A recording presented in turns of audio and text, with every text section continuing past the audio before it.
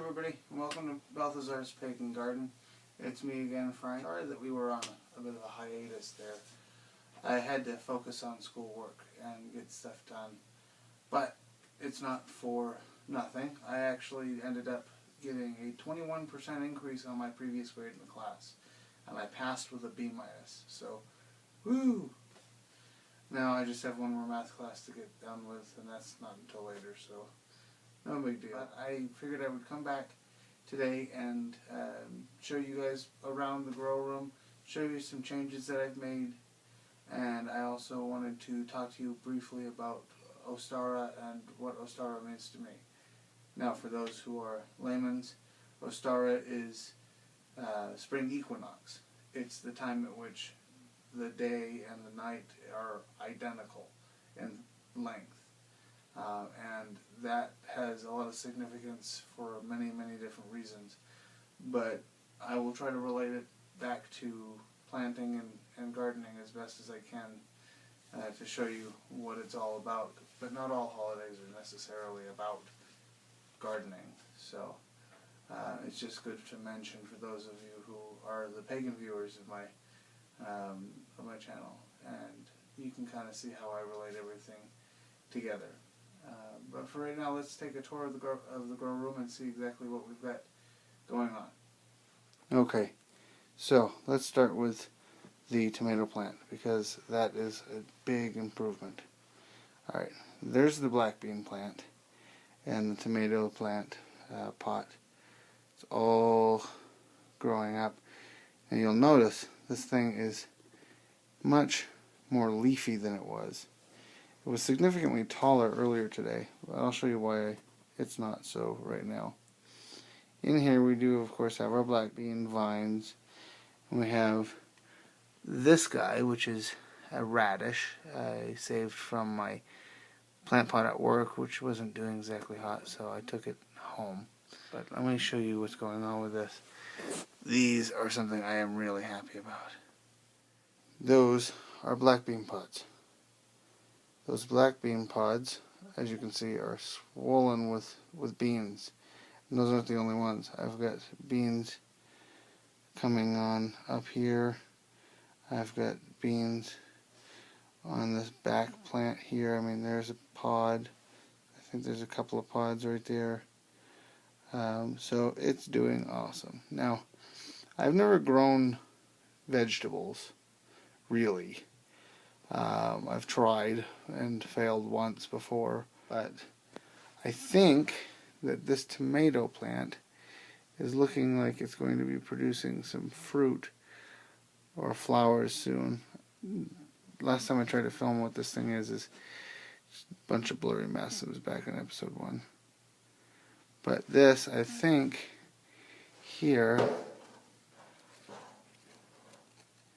is a flower bud, or the beginnings of a flower bud. And there's a few more on here too. That might be the same thing. It's too blurry for you to tell. But I think it's flower buds. They're not opening, but I think they'll open later. And then we have this thing, which is the pea vine. The pea vine has grown across and up, and is now growing up towards the light, which I have to show you that too, because that's really cool. But in here I have the zucchini plant, which I'm growing for my wife. She really likes zucchinis, and I wanted to get some for her early. It's the primary resident of the bucket. Everything else is just here for the sake of it being empty soil. I've got some radishes, which were supposed to take 35 days, and they're taking a lot longer because they're inside, but oh well. This bean plant is really stunted. It hasn't flowered or anything, no major developments, but I know that the plants are drinking up the water, because this OS that I built as a test in this bucket is constantly empty. I'm constantly having to fill it up. Now, let's back up and show you that grow light, huh? See how it was right there where that aluminum tape is? I left that there so I could use it as a marker, but that is where the light used to be. And now, the light is here. I suspended it from the ceiling with some baling twine off of some hooks that had been in the room. because it had fallen down one evening after I had come home, and I was like, yeah, it's not so good. So I hung it up. Now, here's something else that's really cool. We have our sweet potato, which I don't remember if it had any significant slips coming off of it before, but that's pretty serious growth. So, awesome. And then I bought some other sweet potatoes a few weeks ago, yeah, maybe a month ago, and one of them had started to go bad, so I took it down here today and I stuck toothpicks in it because it wouldn't prop itself up like that one, and I stuck it in this jar of water. So I will have 2 different types of sweet potatoes growing down here. Our little carrot experiment is doing really good. The foliage is looking awesome. The carrot head not so much, but it's got a mess of white roots in there, which I'm going to be excited to stick in the ground when it's warm enough. And then, yes, I am avoiding the other seedlings. Yes, I am, on purpose. So be patient. But in here, I didn't have any of the green zebras or the Jubilee tomatoes sprout. So on the left, you have green zebras, which I do have 2 sprouts, one of which you can see pretty clearly. The other one is hard to see, but it's right there. And that's coming along nicely. And then I've got 1 Jubilee sprout, which seems to be doing pretty good. It's not come out of its seed all the way, but I'm hoping I'll get more sprouts come out of this, because I put all the seeds I had into it, because they just didn't sprout last time. This is the mini bell pepper. I've stuck it on the heat mat so that way it will stimulate growth and hopefully develop a serious root system in that peat pot. But okay, so I've prolonged it long enough. Let's take a look at our seedlings that we've had going for a while. Oh no, they're empty. I'm kidding. No. Here's the mix match. Just random menagerie of things. This is the corn in the background. Then we have the butternut squash, zucchini,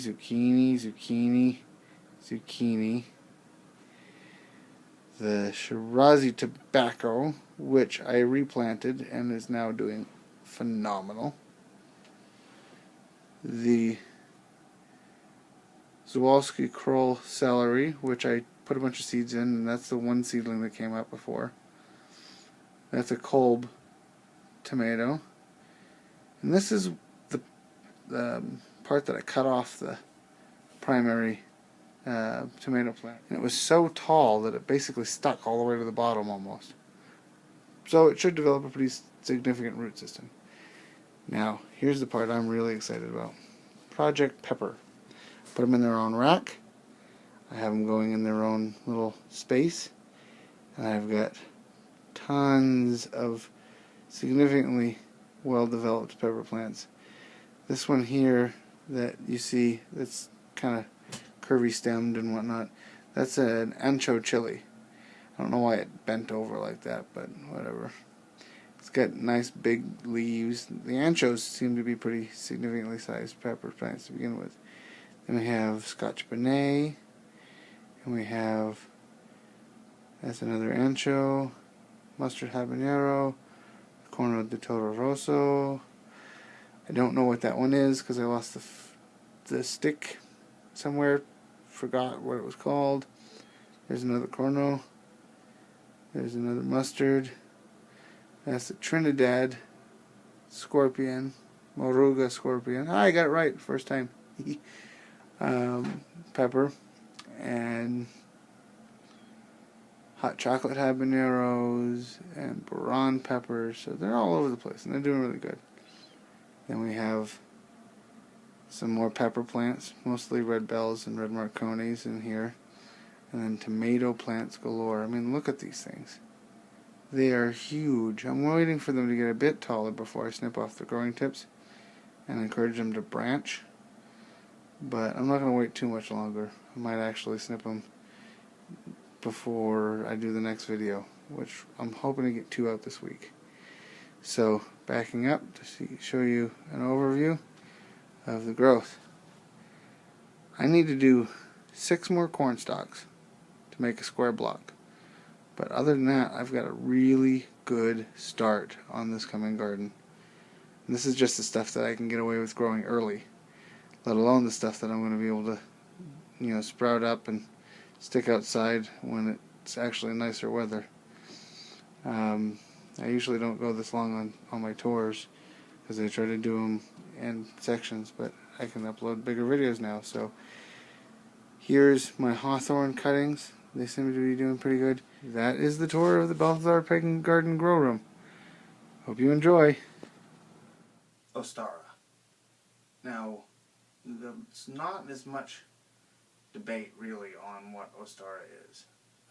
As far as I'm aware, and people can correct me if I'm wrong, but as far as I'm aware, everybody agrees that the equalness of day and night is a duality. And this duality is also compared to the duality of male versus female, or winter and summer, pairs like that. Now for me, it is a holiday, a celebration of the commonalities of things. The commonalities between extreme differences, like winter and summer. Winter is a time of rest, but it is also a time of growth, inner growth. Summer is a time of activity, so there's a difference. But it's also called lazy summer, restful, time frame for people, then no stress really of the winter time. And there's outer growth going on. For me, Ostara isn't necessarily about starting plants. It's about maintaining them, allowing them to thrive in their environment that you're growing them in. I actually took the plants outside about a week ago, maybe a little bit less, and let them get some sun, and they're all the better for it. I didn't get any weird drooping of the plants. I just set them outside for maybe 2 hours in direct sunlight. I brought them in, and they looked fabulous afterwards. Dark, vivid greens in the pepper leaves, for example. But it was my way of letting them celebrate the fact that summer is coming. It's not time yet, but it's getting there. For me to explain it easier, I guess, it's like Easter. Easter is a Christian holiday based on Ostara, which is an old pagan holiday, and it's a time to celebrate rebirth, the rejuvenation. It's the same thing. I mean, the egg, the bunny, all signs of fertility and rejuvenation. And that's what I'm working on with my garden, is to rejuvenate nature, bring it back to life, bring the tomatoes and the peppers and the corn and squash and everything else up, so that it can go outside when spring hits. So it's a big holiday for me, but it's not as big as most of the other ones. I am more of a solstice guy. I'm more of a changes person, like Imbolc. I love Imbolc because it's planting and it's getting started waking everything up, or Beltane because it's putting stuff in the ground. And we'll talk about Beltane later. But yeah, so for me, it's a good holiday. And there are those people who I'm sure is going to be watching this who aren't exactly having the best of time right now. And I just wanted to make sure that they knew that, I'm thinking of them. I'm putting out, what I can into the ether, so that good things happen for them. But that's why I include them in my rituals. I'm probably not ever going to do a ritual on camera. It's just not right for me. It's like bringing a camera into Catholic Mass. Kind of a no-no. But I'll talk about it more as summer comes, because I practice outdoors, and it's kind of hard to practice outdoors when it's 12 degrees. So, yeah, that's basically what I had to say about Ostara, and I think that'll wrap it up for that. Okay, everybody, so that was Balthazar's Pagan Garden. Sorry that the episode is not as well planned out as normal, but I'm getting back into the swing of things from being gone for the past couple of weeks, and I'm sure that I'll have another episode out this week, and I'll have another one out next week, and I'll try to stay on a weekly schedule until I hit a rough patch in school, because school is more important. And I'm sure everybody out there understands that. But I have been enjoying watching videos.